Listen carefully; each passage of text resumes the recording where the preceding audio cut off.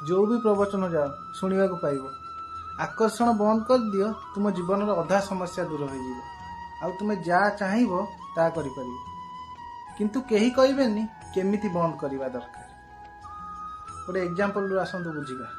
समस्त नख थी, नख बढ़िले आम कौन करवा, आम से समस्या क्रिएट करिवो ना, आम ताको काटिदबा। सेमती नख बढ़िबो ताको काटिबा, किंतु को मूलरू काटिदबा नाई ना, जेतिकी दरकार सेतिकी काटिबा।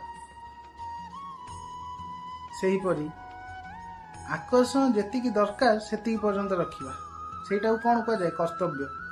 कारण आम यदि कर्तव्य पालन न करिबा ना, आम आम पीढ़ी को बढ़ई पारिबानी, वंश विस्तार किछि भी करि पारिबानी। किंतु तापरे भी जदि आकर्षण आसुची अन्य नारी प्रति कि अन्य पुरुष प्रति, ताहले ताको बंद करदेवा दरकार। आकर्षण बंद करवा आम हाथ में, कारण आकर्षण आसवाटा नेचुराल, बंद आमको करने पड़ो। मन रखु, जदि आकर्षण आपन को आसूची ना, ताहले ताठू दूरे रही, नहले से आपन को सबू भल कम दूरे दब।